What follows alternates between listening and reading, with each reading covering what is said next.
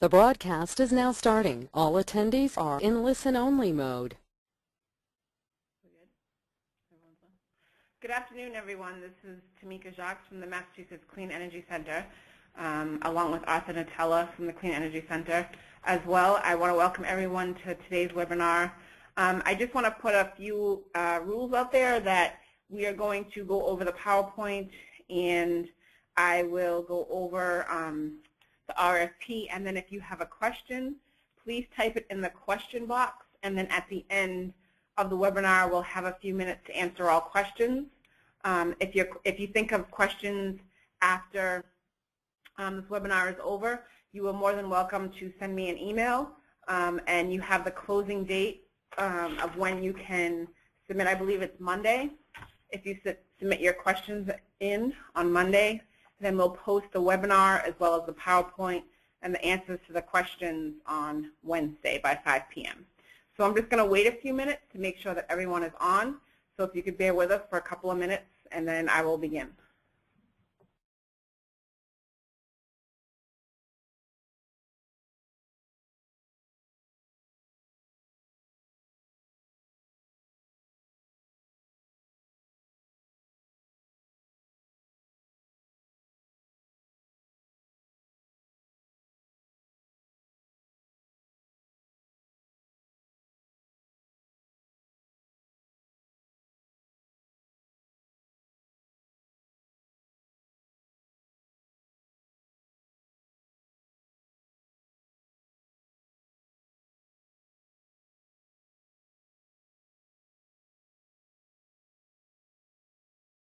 So we're going to start. Hopefully everyone has downloaded the RFP that is in front of you. And again, there were a few errors in the RFP. So we have updated the link on massdec.com. As you can see, some people were emailing with a couple of questions regarding the due date. It has been corrected on the link on massdec.com. The due date for this solicitation is April 8th. 2013. So this is a request for proposals for our Pathways Out of Poverty grant line item, which we have not done for a few years, so we're very happy to be releasing the solicitation again. As you can see on the RFP, as we talk about, sorry, we're just having a little technical difficulty here. So as you can see, if you have applied for Pathways Out of Poverty before, we have a little twist on this Pathways Out of Poverty solicitation. It's still the same. This solicitation proposals are sought for on-the-job training that prepare and place individuals and occupations in the clean energy sector, as well as something new that is part of this RFP is the Bridge to College program that we would like to solicit proposals for. And if you've done Bridge to College programs before, this one will be concentrated on using contextualized learning. A lot of people ask, which model, should they use when they when you write your proposal. We don't have a preference on that. I did mention in this RFP looking at the IBEST model. I know, there's some discussion out there, what's the best model, but I just wanted to put out there that it is totally up to you what models you use for either on-the-job training or for the Bridge to College program.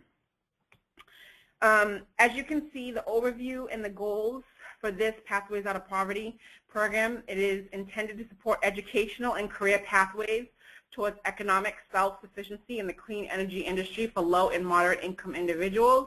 And how we define that is individuals and families with incomes that do not exceed 300% of the federal poverty level or other self-sufficiency standard.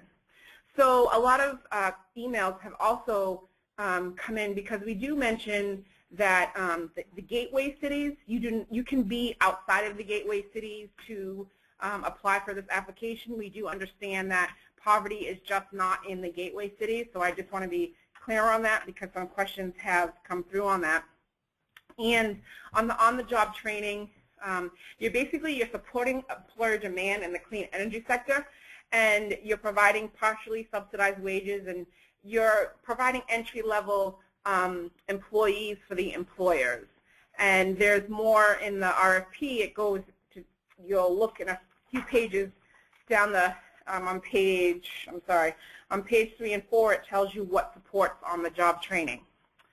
If you look at the Bridge to College program, again, as I mentioned a few minutes ago, we are looking at contextualized learning because we feel that this is the best model that is out there, especially around trying to get participants to learn about STEM majors, to learn about clean energy, to be exposed to higher education.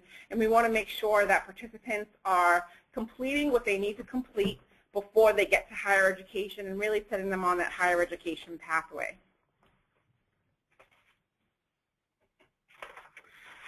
Next page. So for this RFP, you will see that we have $1 million available in this line item. We're looking to award between 4 and 5 awards, seeking proposals minimum of $100,000, and the limit is no more than $250,000 per project. And as we see, you have up to 24 months to do a project, and we feel that this should be sufficient. On the job training, we have a lot of questions regarding wages. We will provide, you can write in your proposal for up to 50% or $5,500 of a trainee's wages for the designated period of OJT for up to 24 weeks. And as you know, on the job training, again, as I mentioned before, you are seeking, when you're writing your proposal, we're looking for that skill development that happens at an employer's site. And whether it be training first, whether it be if you mix ABE training in with the on-the-job training or different curriculum, but we definitely would like to see them working, and we would like to see MOUs with the clean energy employers. And on the Bridge to College programs, the projects must work directly with one institution of higher education. It could be a community college or a public or private four-year institution located in Massachusetts. And we want to make sure that each project demonstrates how participants will complete a college and career readiness program and transition into higher education. So this means that upon entrance into higher education, as you transition them into higher education, participants must not need more than one developmental or remedial course. And if you have read the RFP, you see that the RFP allows for you to factor in the cost of purchasing a class for that participant.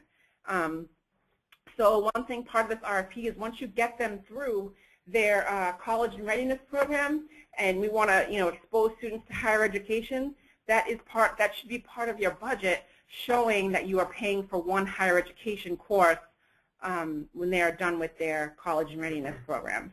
And basically, we want to make sure on these proposals that you are exposing students to clean energy majors and that you are exposing students to higher education.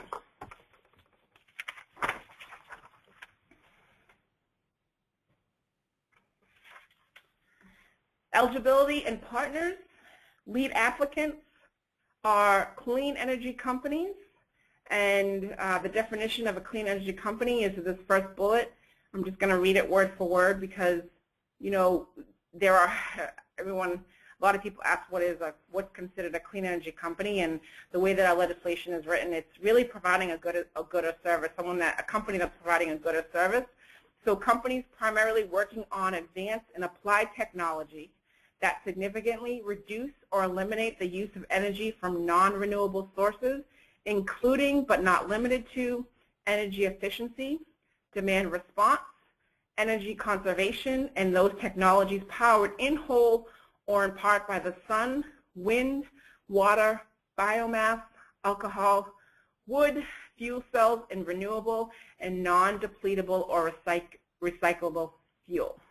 So that is a long definition, but we feel based on, if you have read our clean energy industry report, there is almost 5,000 employers in clean energy in Massachusetts, and you should be able to find, if you're looking for partnerships, you should be able to find partnerships within these 5,000 clean energy companies located across the state of Massachusetts.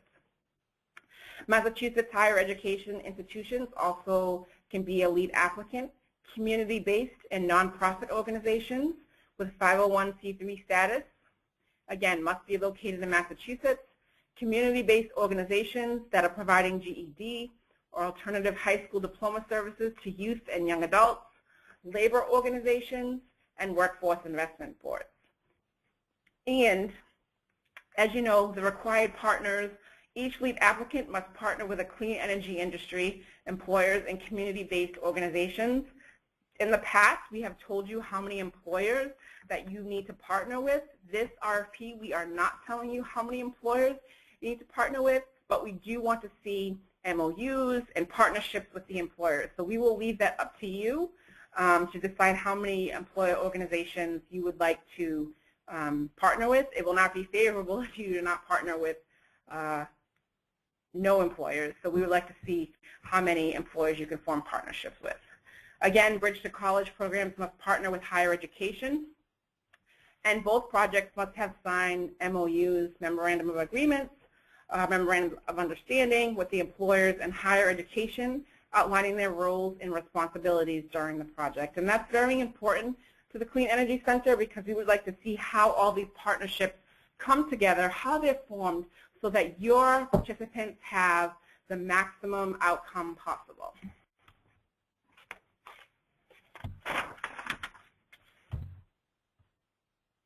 So if we switch to the next slide, these are just a few bullet points.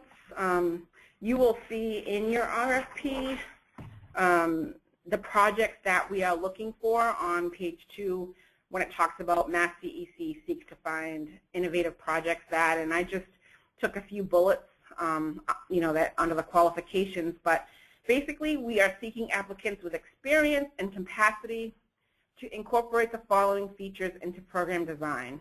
On-the-job training programs that prepare and place individuals with occupations in the clean energy sector.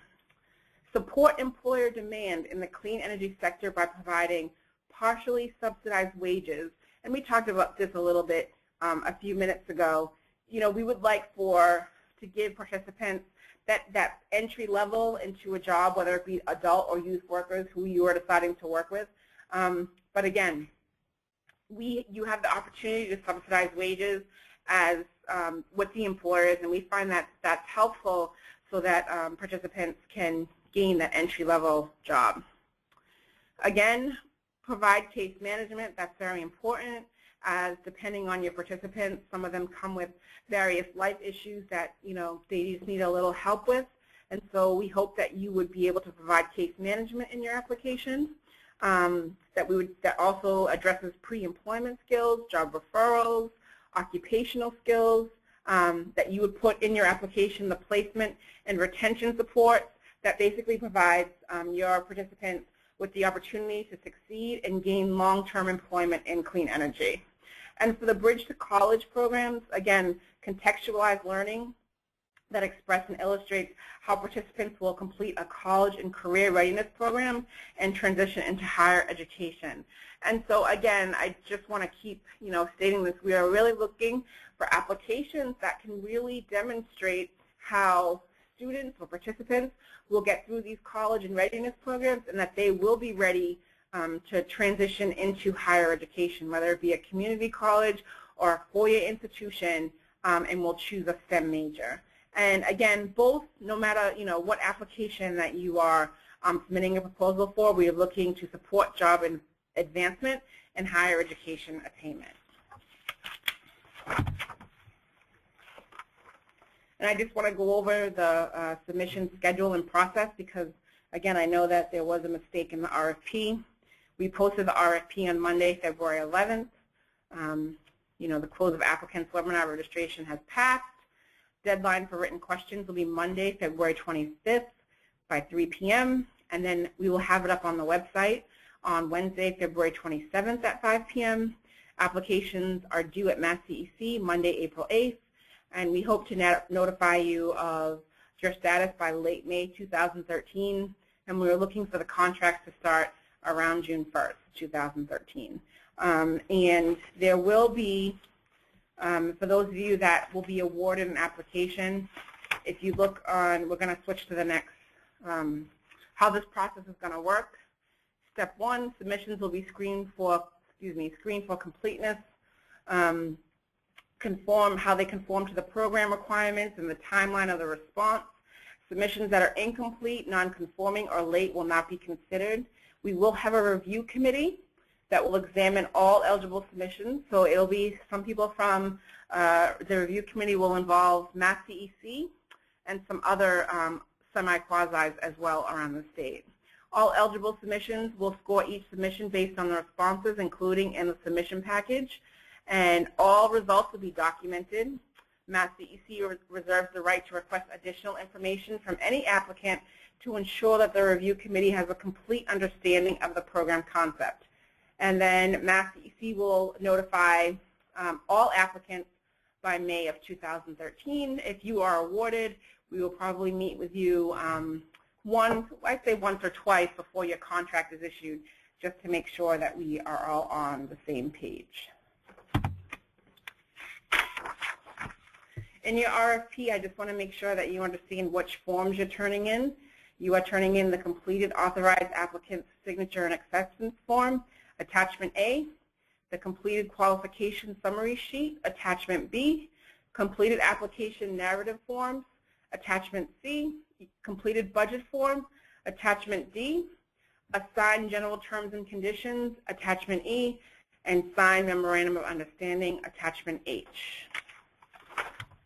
And I just want to say that if you have been awarded in the past from Mass Clean Energy Center, you can also apply to continue your programs.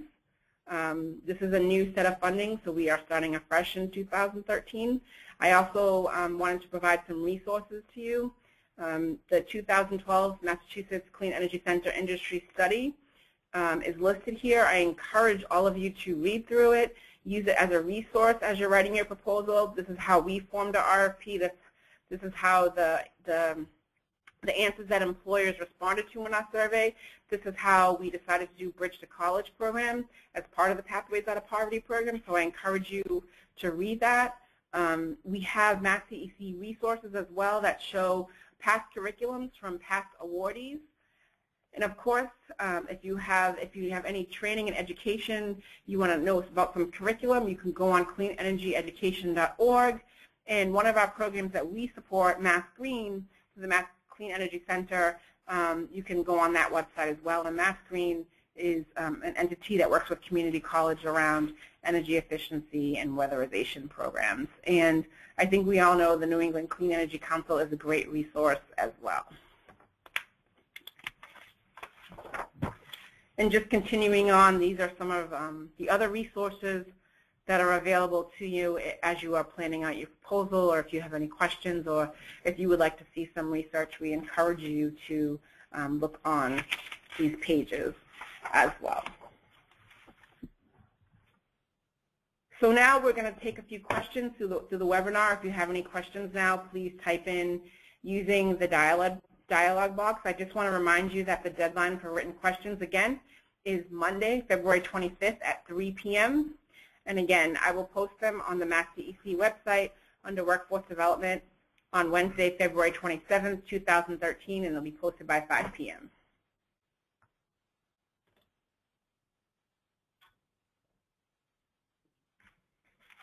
So I'm just going to read this question.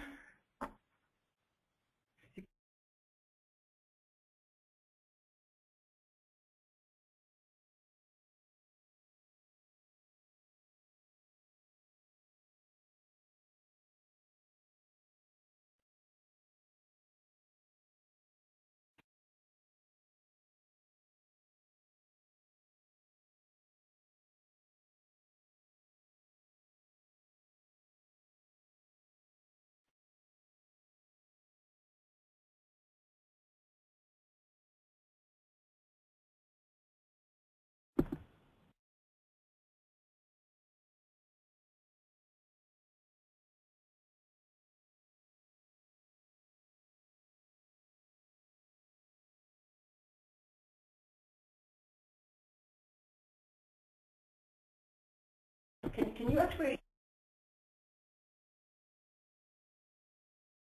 read the question? I'm not sure if there was a spelling error in the question, but the question is, from the best that I can read it, the first question is, would you consider designs that incumbent job training students in or not in college with support services, navigation assistance, and tutorial or other academic support to stay in the training? And the answer to that question is yes. If you have students that are in a job training, and I hope I'm answering this question right, if you have students that are in a job training and you are trying to get them through to that next point in life, whether it's getting their GED or transitioning them to a college career pathway, those tools can be supported through this RFP. It seems like you're trying to get them into the transition programs going into college, and so that's part of a support service, if I'm reading this right. That's fine if you wanted to design something where you have students that are already in a job training program and you're trying to get them to complete higher education.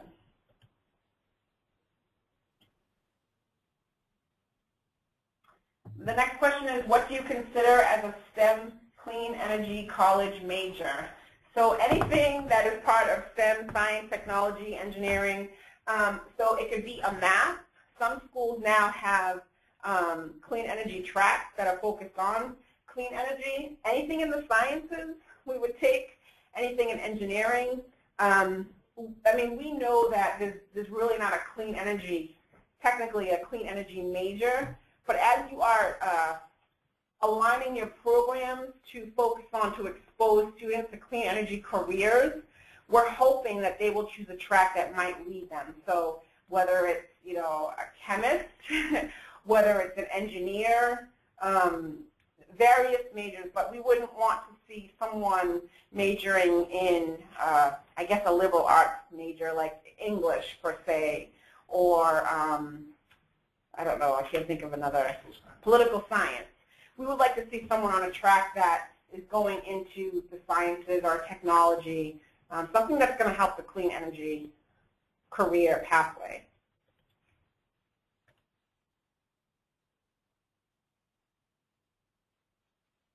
The PowerPoint will be posted on February 27th, 2013 at 5 p.m.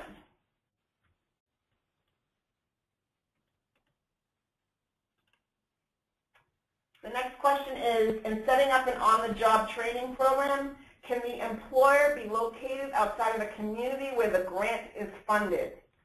Yes, the employer can, but again, you need to make sure that your participants are able to get to wherever that employer is. So I'm not sure which region you're in, but there have been problems in the past where because of the participant, maybe because we are talking about low-income participants, they might not have a car, or if they go to their employer, child care could be an issue. So that's not a problem. We just want to make sure that when you put your application, you're going to address how participants are going to get to their employer, whether you're providing transportation, or if you have adjusted that in your budget. So you do not have to stay within your region as long as the employer is in Massachusetts.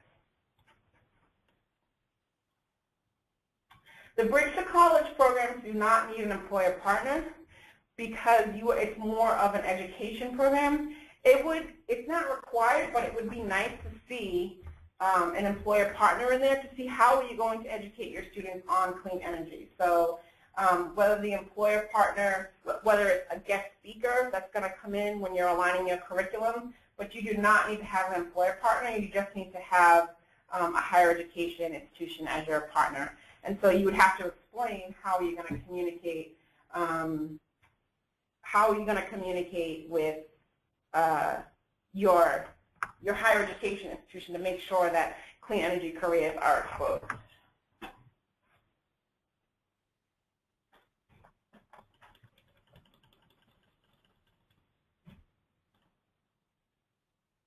Is the minimum wage the standard for OJT or an average from the given industry?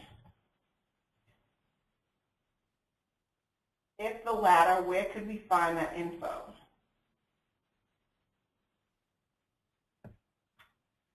I'm going to have to answer this question, I think, on the web page. One thing is, depending on OJTs, if you're working with, I will say if you're working with a labor union, they have prevailing wage, so I think that would be taken care of there. The minimum, I just want to make sure I'm understanding this question. I will have to look this up, but you should be wanting your participants to have either minimum wage or higher, because that's what we are striving here for. We are just striving for participants to have economic self-sufficiency. And so I do realize that, you know, they may not have, some of them may only have a high school diploma and they're looking for certification, but we think it would be great if you could kind of push for something that is higher than minimum wage. But if you have to do minimum wage, you know, depending on the employer you're working for, great.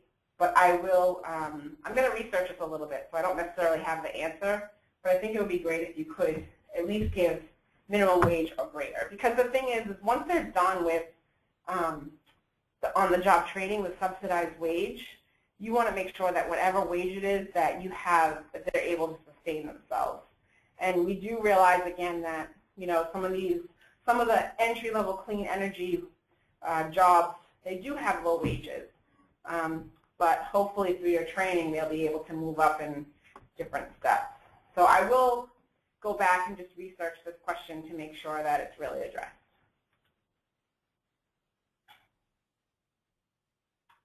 The question is, can a proposal consist of on-the-job training and bridge to college components? So we really would like to keep on-the-job training, and we really like to keep bridge to college components, bridge to college components. With that said, in the past, there have been on-the-job training proposals or awardees that have incorporated adult basic education in their proposal. So why they're being trained at the employer, they're also taking an ABE or an ESOL class. So that is a component of a bridge to college program in some cases, but we do not want to combine. You're either applying for an on-the-job training program or you're applying for a bridge to college program. So, you know, just make sure it's separated out, but definitely there can be, there's probably going to be components in there if you're doing an ABE or an ESOL class.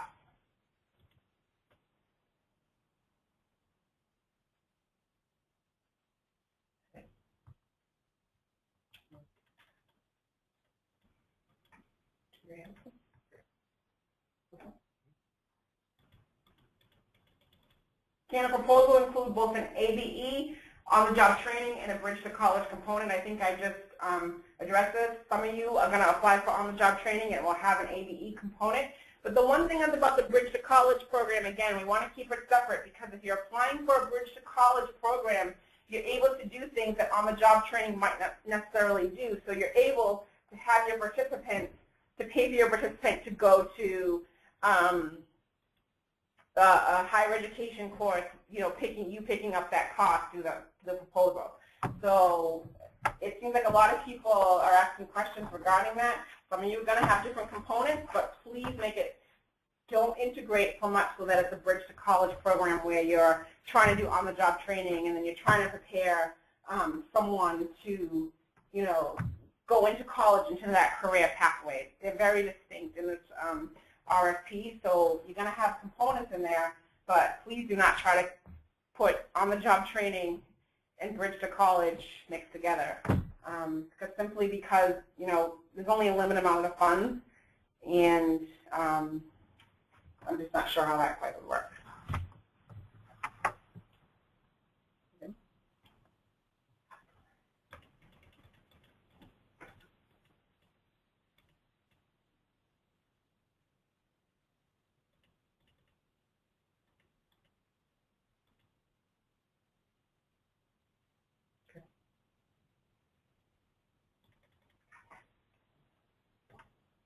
Just give us 1 second.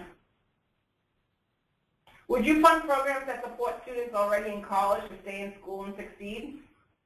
Many entry-level students are not prepared academically or knowing how to navigate college when they enter, so they struggle in college without assistance. No, we would not support an application like that. This really is an application for, depending on where that person is in life, it's not for someone that is already in college. We feel that, again, and I understand your question, there's not a lot of support services out there, but our goal is to get someone that has not been exposed to higher education to really to learn about higher education and how that opportunity can be available to them. So we would not accept proposals that are trying to keep students that are already in higher education.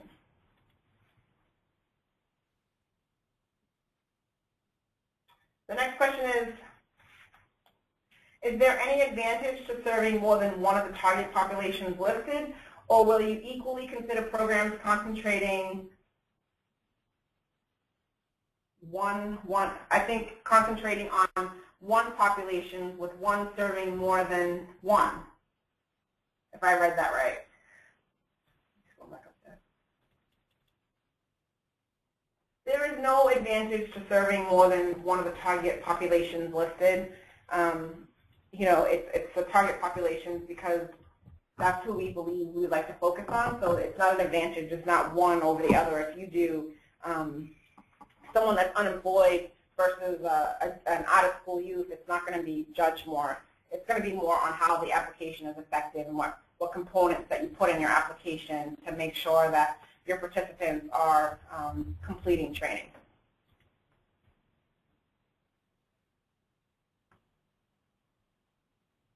The question is it fair to say that for this RFP, jobs are the primary outcomes for on-the-job training, while the Bridge to College programs may have outcomes focused more on educational advancement and skill?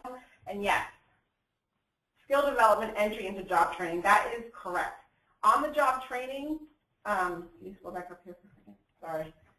On-the-job training is basically we would like them to have a job when they're done with their program, when they're done with the employer. So we would like for them to be employed once they finish the OJT. The Bridge to College program is more focused on, we want to make sure that they get into higher education and that they stay there. So that is true because a lot of Bridge to College participants, a lot of them work already, depending on what type of job they have. And so we just want to make sure that they're exposed. If you read our industry studies, this is what employers are saying to us, that certifications are great, but because we live in Massachusetts and we are in a high-skilled industry, employers are looking for participants to have an associate's degree or higher, and that really is how we get into the clean energy industry. So we are trying to respond to our employers by saying, yes, we can provide on-the-job training for those that want to go into the certification programs and get a certificate, whatever it is, and learn and be able to work right away. But we also want to respond to our employees that are saying, we need more people that have, associate's degrees or bachelor's degrees or the STEM majors. As you know, students going into STEM majors in Massachusetts, we're not one of the highest states, that's for sure. And so we want to be able to increase this number.